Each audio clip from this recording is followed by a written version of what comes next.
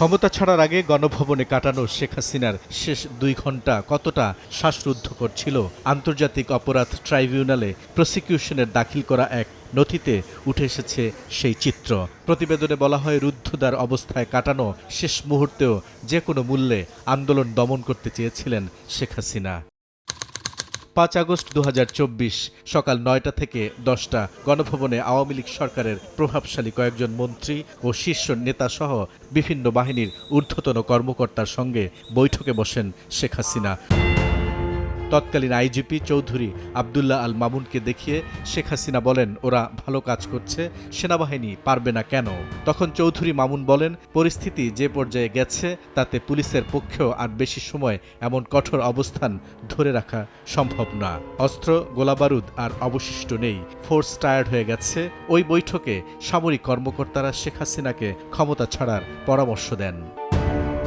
বৈঠকের এক পর্যায়ে রেগে গিয়ে শেখ হাসিনা বলেন, তাহলে তোমরা আমাকে গুলি করে মেরে ফেলো এবং গণভবনে কবর দিয়ে দাও।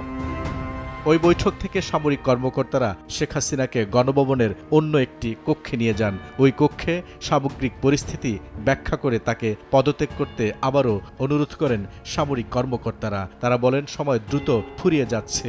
ছাত্রদের ডাকা মার্চ টু ঢাকা কর্মসূচির কারণে গণভবন অভিমুখে ঢাকার চারপাশ থেকে মিছিল আসছে। শেখ হাসিনাকে বোঝানোর চেষ্টা করেন ছোট বোন শেখ রেহানাও। এক পর্যায়ে বড় বোনের পা জড়িয়ে ধরেন। তাতেও পদত্যাগে রাজি না হলে ছেলে সজীব ওয়াজেদ জয়ের সঙ্গে কথা বলেন সামরিক কর্মকর্তারা। জয়কে সামরিক কর্মকর্তারা বলেন, প্রাণে বাঁচতে হলে পদত্যাগ করা ছাড়া উপায় নেই, সময় গুরুত্বপূর্ণ, আর এখনই এ বিষয়ে সিদ্ধান্ত নিতে হবে। পরিস্থিতি বুঝতে পেরে মায়ের সঙ্গে কথা বলেন জয়। তার কথায় ক্ষমতা ছাড়ার সিদ্ধান্ত নেন শেখ হাসিনা। এ সময় শেখ হাসিনা একটি ভাষণ রেকর্ড করে টেলিভিশনে প্রচারের ইচ্ছা পোষণ করেছিলেন, তবে সামরিক কর্মকর্তারা তাতে অপারগতা প্রকাশ করেন। গণভবন অভিমুখে তখন আসছিল লাখ লাখ ছাত্র জনতার মিছিল। এজন্য দ্রুত গুছিয়ে নিতে শেখ হাসিনাকে ৪৫ মিনিট সময় দেওয়া হয়। বেলা ১১টায় আইএসপিআর থেকে বিটিভির মহাপরিচালককে জানানো হয়, বেলা ২টায় জাতির উদ্দেশ্যে বক্তব্য দেবেন সেনাপ্রধান জেনারেল ওয়াকারুজ্জামান। এর কিছুক্ষণ পর দেশ ছেড়ে ভারতে পালিয়ে যান শেখ হাসিনা। বিকেল ৪টায় সেনা সদরে সাংবাদিকদের ব্রিফ করেন সেনাপ্রধান। প্রধানমন্ত্রী পদত্যাগ করেছেন।